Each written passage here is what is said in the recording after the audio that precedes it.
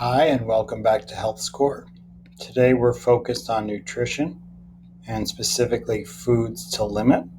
We're talking about processed meat. The recommendation is to limit processed meat to not more than one serving per week. The evidence for this recommendation is based on a large cohort study, which showed that more than one serving or 3 ounces of processed meat per week increased risk of premature death. How exactly does this happen? Processed meat contains nitrites and nitrates added to meat during the curing process, and this compound has been linked to increased oxidative stress. Whenever we eat foods that are pro-oxidation, or when our cells undergo oxidation, when free radicals are produced in our body, this can damage cells. It leads to aging and to inflammation and chronic disease.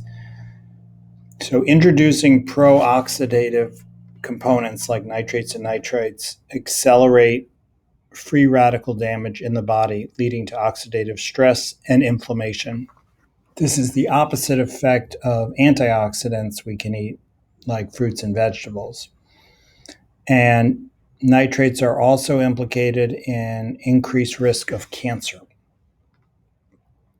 So how do we implement this recommendation?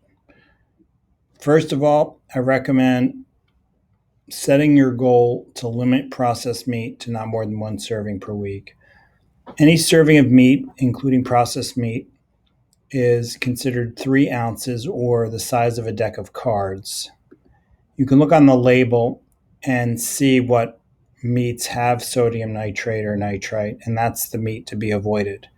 Frequently, this is found in cold cuts, bacon, sausage, and jerky. Any meat that needs to last longer and needs chemicals to preserve it from spoiling. The exception to this is any organic meat. So even if you're buying cold cuts, it's not necessarily going to be processed. It might be organic, in which case it would not have nitrites. Same for bacon, sausage, and jerky. Next, design a meal plan without processed meat. So if you're cooking ahead, preparing your own meals, it's much easier to avoid processed meat. If you're ordering out or if you're going out to eat or ordering in, it's much harder. So for me, what that looks like is a salad for lunch, no chance of processed meat there. A saute with some sort of a protein for dinner, and we'll talk about better protein options than processed meat next. And then oats with fruit for dessert.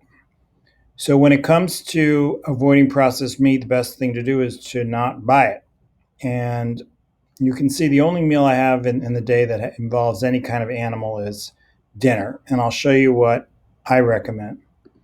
So I don't actually eat this product, but I include it here just to show you if you do like cold cuts, you can buy organic and they won't have the nitrites. What I do eat is either a plant-based protein with my vegetables at dinner or some kind of a seafood, either a shelf-stable seafood or a frozen seafood. And none of these products are processed. Corn is good. I haven't had this product before, but if I go out hiking, I might bring a organic jerky with me. Haven't tried this product Beyond Meat, but that's a popular option. My go-to is seafood, salmon fillet. This anchovies are awesome. If you add them to tomato sauce, you don't even know you're eating them. Lobster is a delicacy. Shrimp and scallops. So I have this rotation of whatever I'm feeling like, but it's choosing between plant-based protein and some form of seafood. Makes it easy to avoid processed meat. When I do want a shelf-stable meat, like going hiking, I'll take something that's organic. What we've discussed in this recommendation is the recommendation to limit processed meat. I described the health harm from processed meat and how that harm occurs.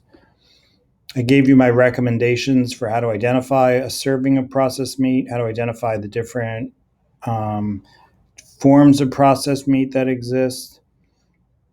I suggested you prepare your own meals from fresh food, and when you're going for a protein, you opt for plant based protein or seafood. If you want to get a traditional cold cut sausage, jerky, or bacon, getting organic is a safe way to avoid nitrates. I hope this video has been helpful. Eliminating nitrates from your diet would be a great step. I hope you're able to implement these changes. If not completely, then begin on a journey of reduction and long-term improved health. Thank you very much and have a great day.